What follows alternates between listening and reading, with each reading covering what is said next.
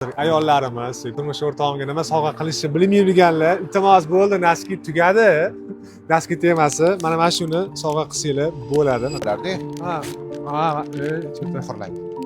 Ha, bo'ldi. Juda sovg'a olmayman, aka shunga bilinib turadi.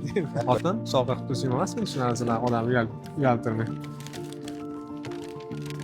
14-yanvarga biz erkaklar sizlar shu narsa nimadan bu aka? Ot murqi terisi. Voy mashalloh. Ham qarang. Juda go'zal.